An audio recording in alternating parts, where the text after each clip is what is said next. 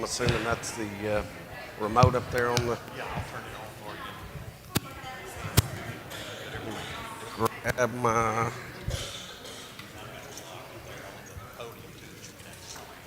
Okay.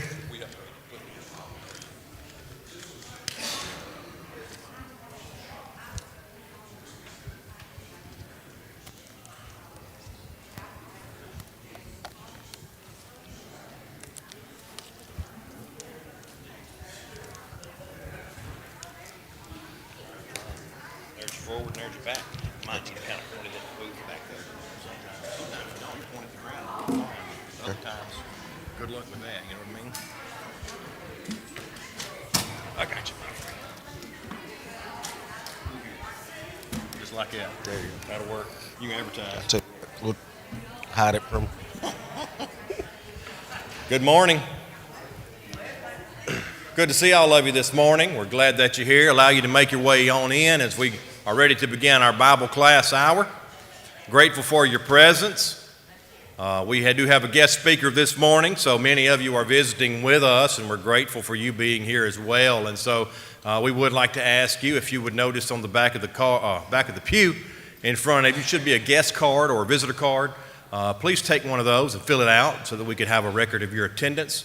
You can leave that on the pew or give that to myself or one of the other men, and we'll gladly put that where it needs to go. So again, appreciate you being here this morning. We're excited to have our friend Brad Harrub with us. As oftentimes when Brad comes and speaks, the first thing I hear whenever he leaves is, when can you get him back? So we'll hear that today too, and try to get him scheduled up maybe for next year or something else if his schedule will allow it. So we're always grateful for him coming because he has a unique God-given ability to take the Scripture, to take science, to take evidences and things of that the world may use against us, to show us the simplicity of our Creator and why we're here. So we're grateful for him and his presence being here. We're thankful for him and thankful for all of you. So let's give him your attention this morning as he directs us in service. Thank you, brother.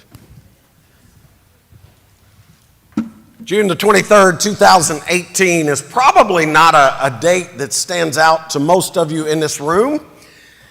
It was on that particular day that 12 young boys, age 11 to 16, they were celebrating a win in a soccer game. They had a young boy who was also having a birthday that day. They were celebrating, decided to go into this particular cave, having a blast, until they discovered they had a major problem. The cave started filling up with water. Monsoon rains had hit just after they entered into the cave. Some of the boys did not know how to swim.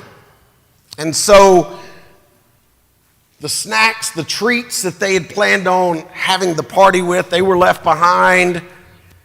And the boys went to the back part of the cave where they knew there was an elevated position to a place called Pattaya Beach. And there they waited.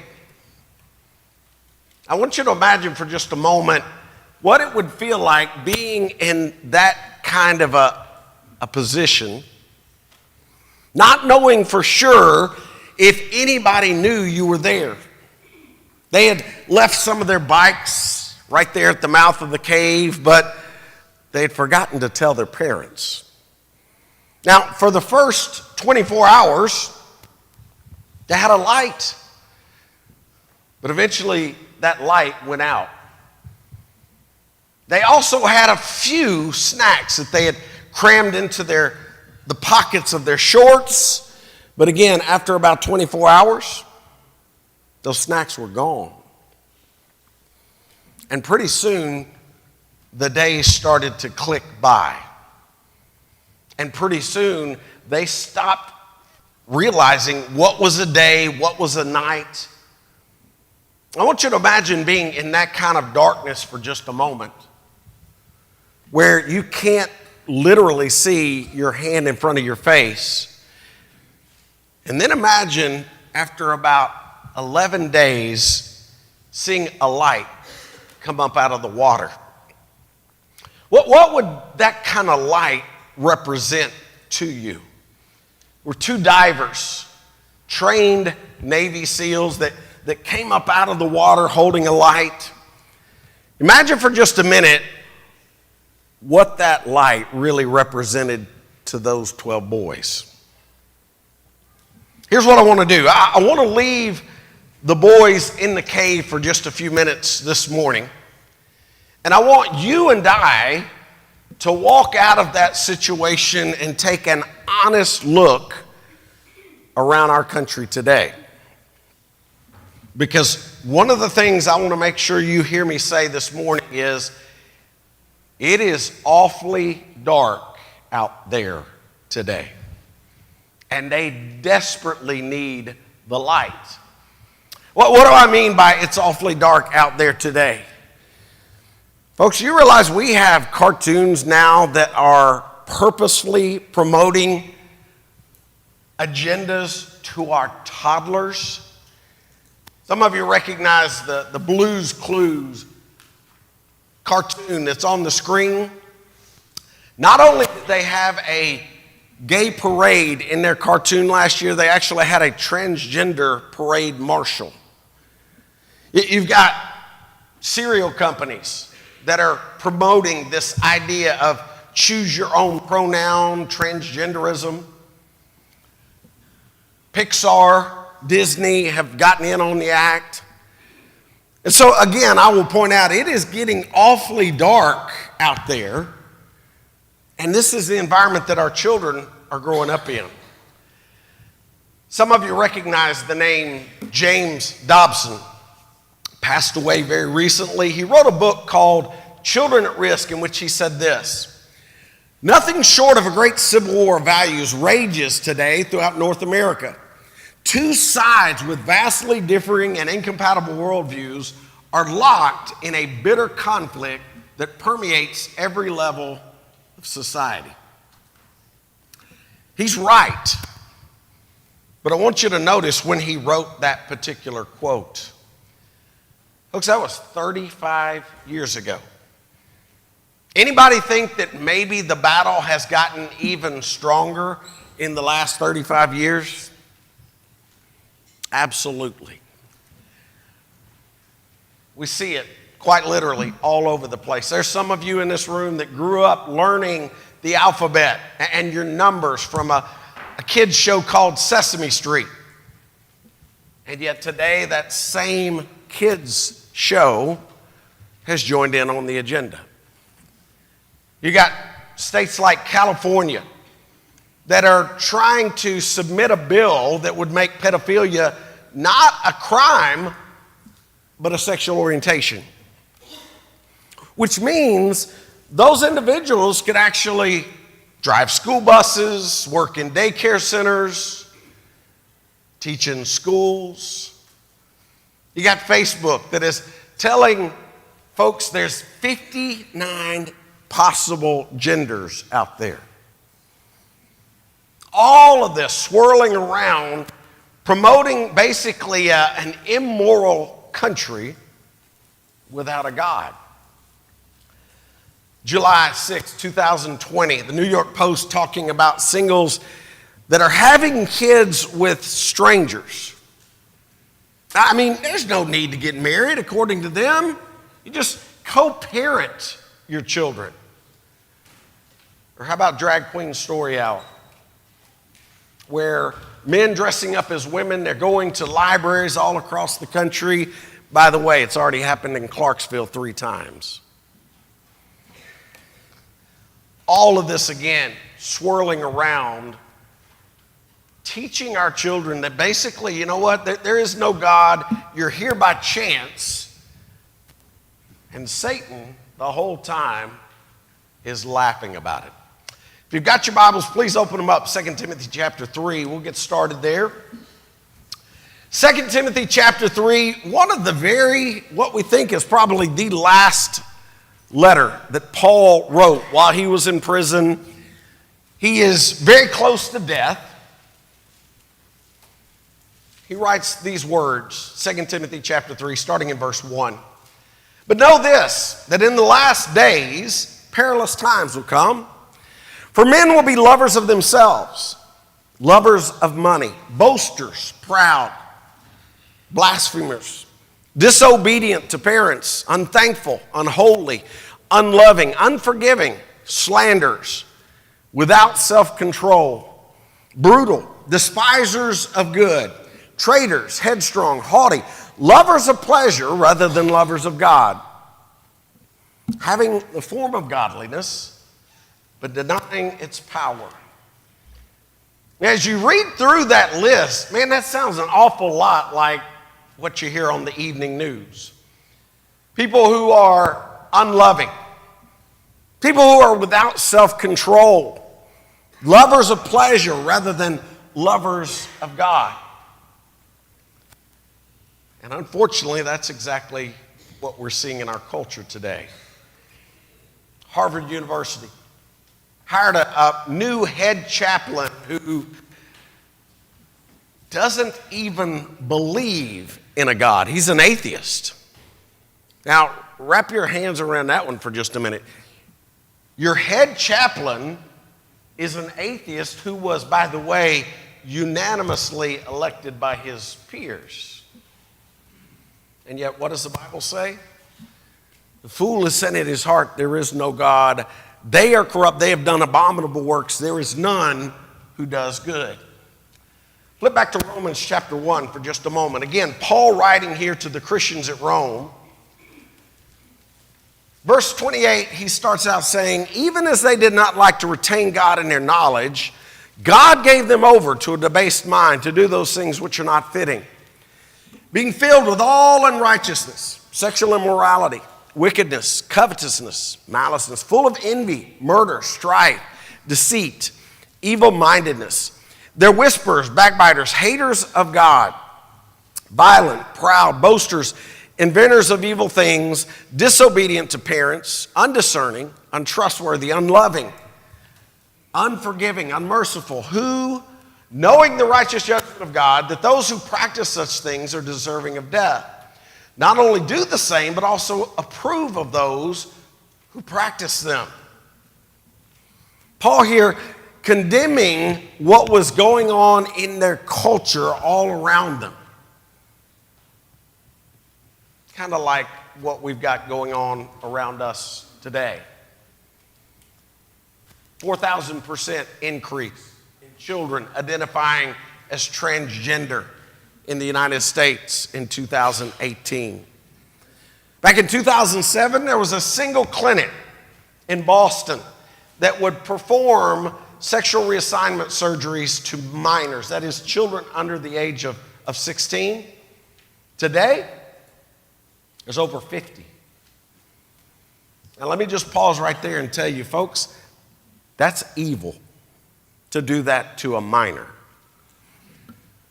And yet, that's where we find ourselves today. In Missouri, there is a town that I want you to be aware of. The actual name of the town is Liberal, Missouri. You go there today, typical small town America. You drive down the streets, you see basically the abandoned downtown area. You see what we see in so many places.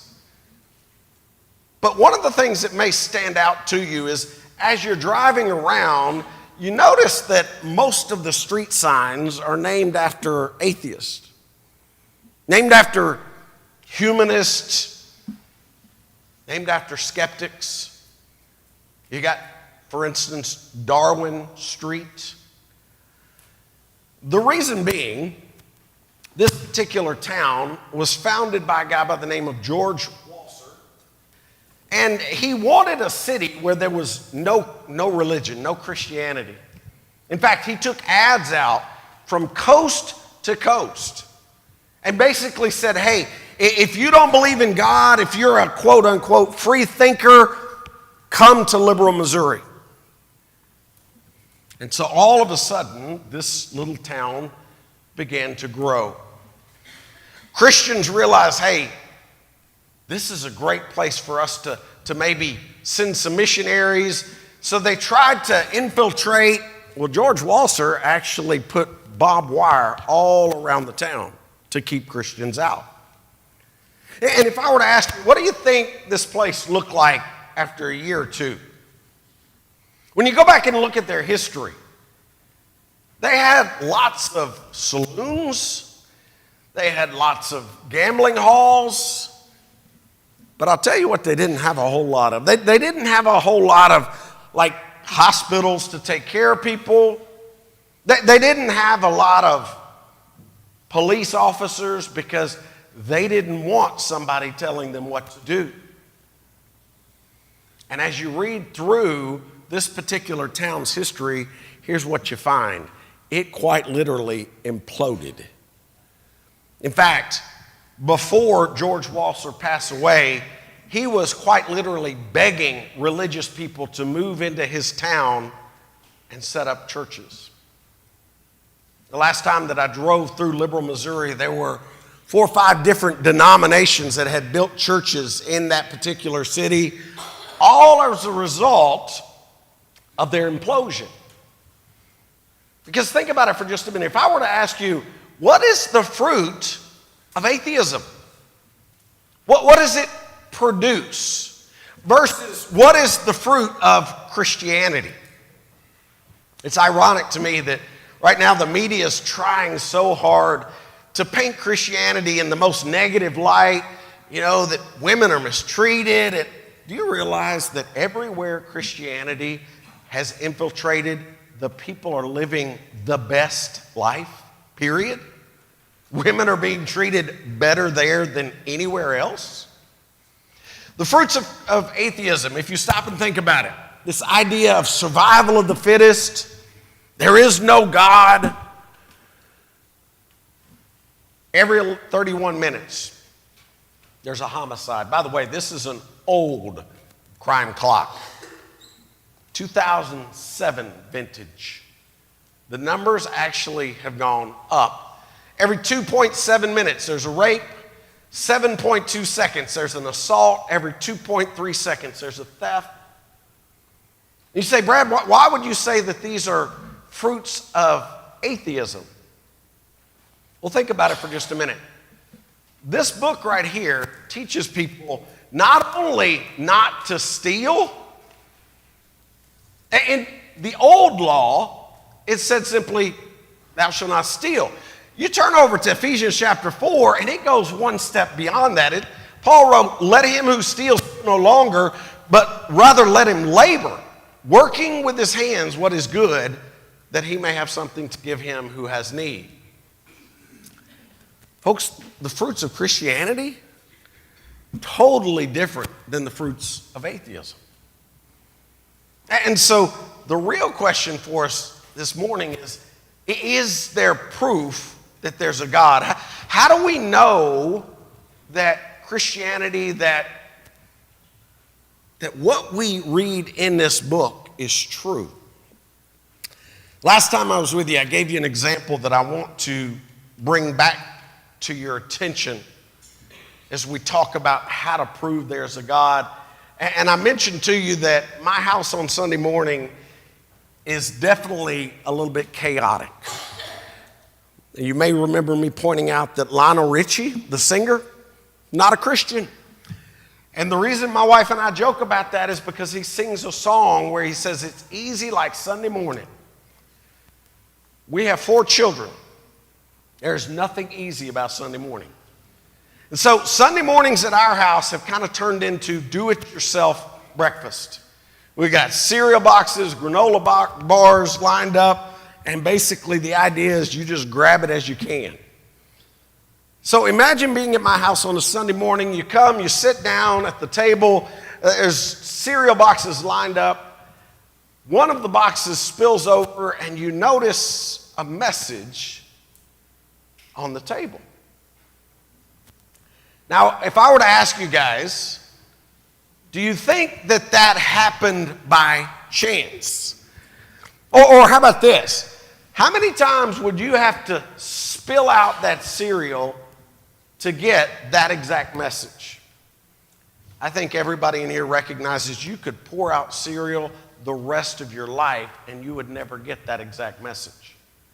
In fact, if you really want to know who is the designer behind that message? That would be mom, right? Now, folks, that's just 5 words. Take out the garbage, mom. You're telling me you can't get those 5 words just by random chance? And yet, when you compare those 5 words to the simplest organism, an amoeba, single-cell amoeba, what is the chance of getting the DNA code perfectly right for a single-cell amoeba? The answer? The DNA code for a single-cell amoeba is equal to 1,000 volumes of an encyclopedia. If you can't get 5 words by chance, how do you get 1,000 volumes by chance? The answer is you don't. You see, inside every single one of your cells, there is a code, which, by the way, demands 2 things. Number one, it demands the question of who actually programmed that code. And number 2, where did the stuff for that code come from?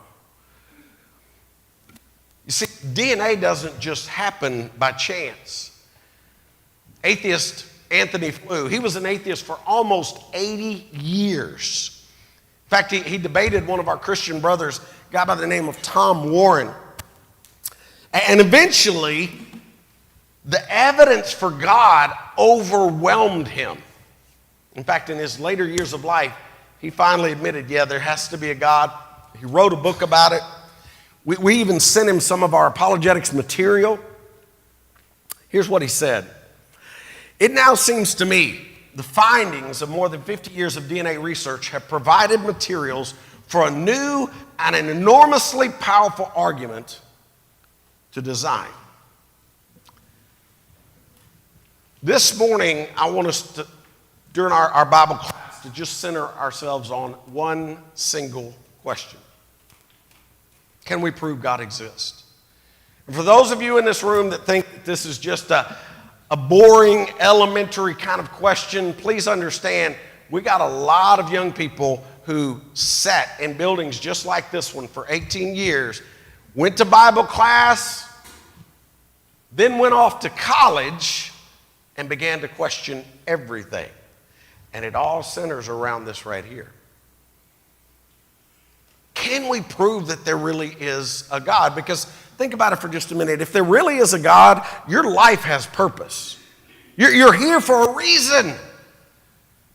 If there is no God, you're just a fortunate mistake of countless biochemical morons that have collided in space over gazillions of years. So ask yourself this morning, if I were an atheist, now I'm driving by, I see your sign out front, I walk into this building, I say, all right, you got 30 minutes of my time. How do you prove God is real? And right now, if you're thinking, well, you know, I'd let the preacher or the elders do that. Please understand, if you can't do it, how are your children or grandchildren going to be able to do it? I mean, let me make sure you understand the fight that James Dobson recognized is real. I grabbed this off of an atheistic website that is actively evangelizing Christian young people. They're saying, hey, no God, no guilt. Belief in God awakens fanaticism and guilt. Live free and responsible. Debaptize yourself. Now, I'm not sure how you debaptize yourself. I'm assuming that involves a hairdryer or something. But folks, please understand, they are actively trying to get our kids. So how do we prove? I mean, think about it. If I asked you, hey, can you prove that Abraham Lincoln actually lived? Because nobody in this room actually saw him. Or what about the Great Wall of China? For those of you who have never been overseas, how do you know for sure that there really is a Great Wall of China? And you say, well, Brad, we've got evidence for Abe Lincoln. We've got pictures, we've got his writings. You could get in your car and drive and see his childhood home in Kentucky. And as for the Great Wall of China, man, you put me on a computer that's got internet, I can be looking at it from a satellite in a matter of minutes. But let's get real for just a minute. God is a spirit. The Bible says those who worship him must worship him in spirit and in truth. Okay, if God is a spirit, that means we can't use our five senses and measure him in a lab. So how do we prove him? I can remember being told this very statement as I was going through my scientific training, that if you can't measure it in a lab, it's not real. Okay, where does that leave God? What I want you to do, take out a pen, paper, get your phone out. I'm going to give you 7 quick proofs of how we can prove there really is a God. 7 things that I want you to not only learn, but I want you to share them with your children, your grandchildren, put them on social media. Please understand, there are lots of things out there that the scientific method can't prove. There are things that exist, like for instance, anybody in here think that love is real? And all the husbands in this room better be shaking your heads right now if you're sitting by your wife. How do you prove love in a life? Or what about your conscience? You have a conscience? Oh, yeah. So let's look at some ways that we can prove there really is a God. Number 1, every creation must have a creator. We don't see any exclusions on this principle. Like if I were walking down a beach and I look down and I see an iPhone 16 Pro Max right there on the beach, and I pick that up and I tell you, hey, I think maybe this just came into existence like the sand was swirling around and lightning hit the beach and boom, you would think that I lost my mind. Because you know that device was created by somebody, probably in China. All right, what about all of creation? Not just an iPhone, but what about the beach that I found it on? Hebrews chapter 3, verse 4. For every house is built by someone, but he who built all things is God. Colossians chapter 1, verse 16 says, all things were created through him and for him. Point being, we know that matter exists today. So then where did it come from? The answer, it had to come from a creator. Number 2, every design must have a designer. Now, some of you ladies in this room are old enough to know what that picture on the left side of the screen is. In fact, some of you ladies in this room may have some old patterns still in your home. Those patterns lay out a design for a specific dress or an outfit. Think about the design it would take to make this right here. And it's not just having arms and legs and a heart and lungs and liver. Think about the fact that all of your different systems in your body, your circulatory system, your digestive system, your immune system, your respiratory system, all those are actually interconnected. Oh, and by the way, they're driven by your nervous system, all of which, by the way, is made up of living cells. If you don't think that shows some design, you got design in the human body, you've got design in the universe. Prophet Isaiah chapter 42, verse 5. Thus says God the Lord, who created the heavens, stretched them out, who spread for the earth that which comes from it, who gives breath to the people on it and spirit to those who walk on it. Again, you can't look at the human body without seeing design. Psalm 94 verse 9, he who planted the ear, shall he not hear? Or he who formed the eye, shall he not see? It absolutely drives me insane when atheist evolutionists, they espouse there is no God, and then they model a camera after this right here. It's like, what? Wait a second. You're telling me that there is no God, and yet you're using single refractive lens cameras that are modeled after the eye that God made? Yeah. Number 3, codes require somebody to program that code. I mentioned to you DNA. I want to stay there for just a minute. DNA took us 11 years to unravel that code. 11 years. Dozens of laboratories, hundreds of millions of dollars. And what's interesting to me, right now, you got all these satellite arrays. They are looking for a code in space. In fact, some of you may remember the name Carl Sagan. He used to have a show called Cosmos. He made this comment. He said, if we ever detect a code in outer space that demands that there's intelligent life out there. So as such, what are we doing? We're spending millions of dollars looking for a code in outer space.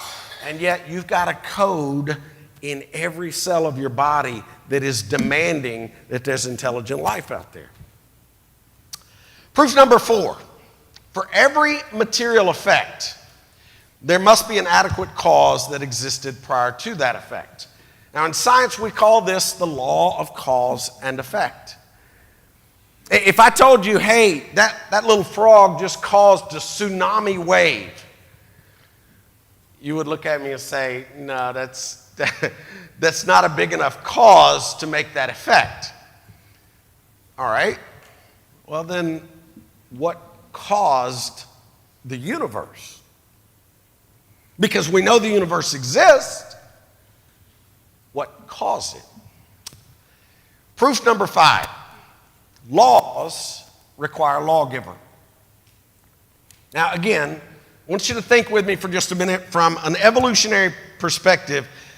Their position is there was nothing, that nothing decided one day to blow up, and all of a sudden we get all of this stuff. And oh, by the way, now from that stuff, we have laws, like the law of, say, gravity, the law of momentum. By the way, these are laws that you and I count on. When you got up this morning, you expected your feet to go down out of bed instead of up. When you got in your car, you expected it to drive with a certain amount of thrust, motion. We know about the laws of momentum. We know about the laws of gravity. The question is, who was the lawgiver that put them into place? Number 6, we have a moral code. So on the screen you see a picture of an island. There was a research done several years ago that it was a big deal, but unfortunately it didn't make the mainstream news in support of Christianity. And here's why it was a big deal. They went to several independent islands that did not communicate with each other. They wanted to know what was their moral code, and what they ended up finding out was all of these independent islands had a very similar moral code. They had certain behaviors that they viewed as being, quote unquote, wrong. Now, why is that a big deal? That's a big deal because the question then comes, where did we get our moral code from? There's only 2 options. Either we adopted God's standard for right and wrong, or man evolved it. Man came up with it himself. Now, what's the problem with saying that man came up with his own moral code? The problem with that would be what man gets to decide what is right and wrong. And think about it. Is it a Muslim imam, an atheist, Hitler? Who gets to decide? Well, one of my most embarrassing moments, and I've had several, but one of my most embarrassing moments, I was in Pennsylvania. I just spoke at the International Conference of Creationism. Guy comes up to me, he said, "Hey, Brother Brad, we got a bunch of members of the church here. We're all eating lunch together. Would you join us?" I said, "Absolutely, I would love to." So I go, there's this long table.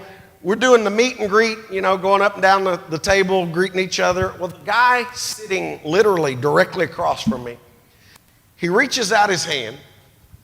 He said, "Hi, I'm Lionel Dahmer." And I greeted him and I said, "Oh, kind of like the serial killer." And he looked at me and said, "Yes, that's my son." Oops, yeah, I wanted to, yeah. Thankfully, he let me off easy. Found out that he is a faithful member of the church. In fact, I've got his phone number in my cell phone. He and I communicated many times. He shared with me many of the things that Jeffrey Dahmer, his son, had learned in prison, the fact that he was actually baptized. But here's my point. You're going to let a serial killer decide what's right and wrong? You're going to let maybe somebody who thinks that having relationships with children, you're going to let them decide what's right and wrong? No. The only option that makes logical sense is that human beings have adopted God's unchanging standard for right and wrong. We know that He is immutable, He is eternal, holy, just, righteous, forever consistent, and ultimately whatever He commands or approves is for our good. So the very fact that we have a moral code, I can remember very distinctly being at a university in South Dakota. The guy was challenging me. And he was saying, there really is no right or wrong. It's all just kind of subjective. I said, "Oh, you really believe that?" He said, "Yeah." Now, in order for you to appreciate my conversation with this young man, you need to understand he was sitting in a row with about 6 young ladies who attended that college. I turned to him, I said, "Could you just tell me, is rape right or wrong? Is it just subjective?" And all of a sudden, that guy clammed up because he realized his problem. If he said that it was right or wrong, that meant there had to be a standard for right or wrong. But he'd been arguing with me that there was no God, so therefore there was no standard. And so his position had to be that rape was just subjective. It wasn't really right or wrong either way. And so when I asked him that, all 6 of those young ladies bent over looking at him, waiting for his answer. To which he said, we don't have time for this. Of course, I'm that guy who, I looked at him and I said, "Man, I got all the time in the world. Go ahead, take your time." He knew rape is wrong. Number 7, communication requires a communicator. Human beings have the ability to build on knowledge. We have the ability to communicate with each other. And oh, by the way, we have the ability to communicate with God. Not so with all the other animals. You don't see other animals building on knowledge. So what does all this mean when you put it together? It means that, we can prove there really is a God. Let's get back to those boys for just a minute. You guys thought I forgot them. They've been in the dark for roughly 9 days. Light finally comes up out of the water. And one of the things that those divers were carrying with them was a little instrument that measures how much oxygen is actually in the air. In order for you and I our brains to function properly, we need somewhere between about 19 and 21% oxygen in the air. The back end of that cave had already dropped to about 15, which means their brains were starting to starve for oxygen. You say, well, I mean, they found them. It's all good. Yeah, it took Navy SEALs 6 hours to find them. And let me remind you, some of those boys could not swim. Add to that, those monsoon rains kept coming. And they knew if they were to wait for the rains, the water to finally go down, it would be October before they got back to those boys. And at that point, it's not a rescue. It's a body recovery. So the decision was made to go. And I can stand in front of you and tell you today, one of the most dramatic rescues I've ever read about. All of the boys made it out safely. There's been 2 documentaries filmed about it. What they actually did, they put the boys to sleep. They injected them with ketamine, put scuba gear on them, and then had a Navy SEAL float them out one by one.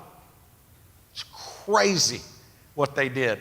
They actually had to give them multiple injections because a 6-hour journey, you're going to wake up from. Now, it's not to say that it didn't come at some cost. In fact, the guy that you see on the screen, his name is Suman Kunin. He actually came out of retirement. He was a Navy SEAL, came out of retirement for this rescue, was stashing oxygen tanks throughout the cave. Because think about it, it takes more than one tank. Got disoriented, lost consciousness, and eventually died from it. You say, all right, Brad, why are you talking about these boys in a cave? I want to remind every one of you in this room, it's awfully dark out there. And they desperately need the light that we have. And my fear this morning is that some of you know that there are people lost in darkness, and you think sitting in a pew is enough. My fear is that some of you think that being a good example is enough. You know, we'll just be a good example. I bet I've heard that for the last 30 years in my Christian walk. All we got to do is be a Christian example. Imagine if those Navy SEALs had walked back and forth in front of the cave entrance and said, we're a good example. Now, at some point, you actually have to make the decision to go, which, by the way, is the word that Jesus used in the Great Commission. Go make disciples. My fear is that some of you are thankful that you're not the one sitting in the cave. You're not the one in the darkness. Or maybe that you don't want to get your hands dirty. And folks, make no doubt about it. Dealing with lost people, you're probably going to get your hands dirty. But let me remind you, thankfully somebody got their hands dirty to teach you the gospel. My fear is that some of you are content to just let other people do it. My fear is that some of you may not see the urgency, or that you forgot who it was that saved you from the darkness. My fear is that in the deep, dark recesses of your heart where nobody sees but you and God, there may be some of you in this room this morning who, instead of going in to rescue those who are lost, you have now found your way into the darkness and you're in need of a rescuer. I want you to think with me as we close this morning, how many of our kids are still in the darkness and how long are we going to let them stay there? One of my wife's favorite passages, Psalm 119, 105. I'll leave you with this. Your word is a lamp to my feet and a light to my path. There is a God. We can prove he exists. We just need to take that light out to a lost and dying world. Thank you for your attention this morning.